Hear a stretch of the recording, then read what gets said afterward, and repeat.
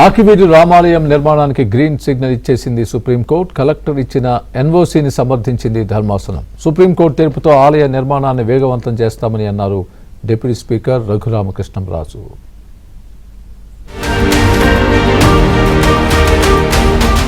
ఆకివీడు రామాలయ నిర్మాణానికి supreme court green signal ఇచ్చింది. రామాలయానికి వ్యతిరేకంగా దాఖలైన పిటిషన్ను ధర్మాసనం కొట్టివేసింది. ఆలయ నిర్మాణానికి కలెక్టర్ ఇచ్చిన ఎన్ఓసీని సుప్రీంకోర్టు సమర్థించింది.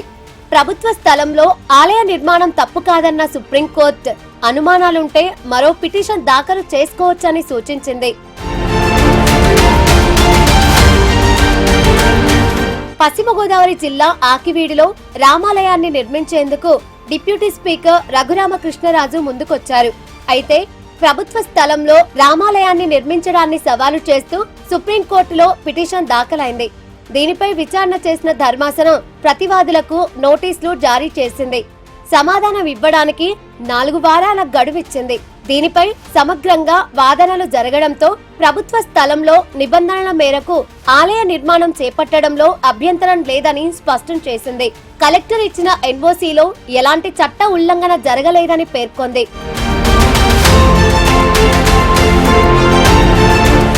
సుప్రీంకోర్టు తీర్పు నేపథ్యంలో డిప్యూటీ స్పీకర్ రఘురామకృష్ణరాజు స్పందించారు. జడెస్ శ్రవణ్ కుమార్ వేసిన పిటిషన్ను సుప్రీంకోర్టు కొట్టివేసిందన్నారు. విచారణ సందర్భంగా 90 ఏళ్లుగా అది ప్రభుత్వ స్థలమేనని, దేవాలయం ఉన్న స్థానంలో మళ్లీ దేవాలయం కట్టుకుంటే తప్పేంటని సుప్రీంకోర్టు చెప్పిన విషయాన్ని గుర్తు చేసుకున్నారు. ఇప్పటికే ఆలయ నిర్మాణ పనులు 75% పూర్తయ్యాయని, మిగిలిన పనులను నెల రోజుల్లో పూర్తి చేస్తామని రఘురామకృష్ణరాజు తెలిపారు. అంతిమంగా సుప్రీంకోర్టు తీర్పు వచ్చింది. ఇక గొడవలకి స్వస్తి పలికి మొత్తం అందరికీ కూడా నేను చెప్పేది, అన్ని మతాల వారికి కూడా నేను చెప్పేది ఏంటంటే, మత సామరస్యంతో మనం ఉండాలి. మన మతాన్ని మనం ప్రేమించుకుందాం, అన్య మతాలని మనం గౌరవిద్దాం. ఇదే ఉద్దేశంతో మేమున్నాం, ఇదే ఉద్దేశంతో అందరూ కూడా ఉండాలని. మత సామరస్యం అనేది అవసరం. ఎవరి మతానికి సంబంధించిన వారి ఆలయాలని అనుమతులు తీసుకొని కట్టుకుంటున్నప్పుడు ఎటువంటి ఇబ్బందులు పెట్టకూడదు. అనుమతులు లేకుండా కడితే ఓకే, చట్ట ప్రకారం శ్రవణ్ కుమార్ గారు కావచ్చు, ఎవరైనా చర్యలు తీసుకోవచ్చు. అలాగే అనుమతులు లేకుండా చట్ట ప్రకారం ఎవరు చేసినా కూడా అది సమంజసం కాదు. 90 సంవత్సరాలుగా అది ప్రభుత్వ స్థలమే.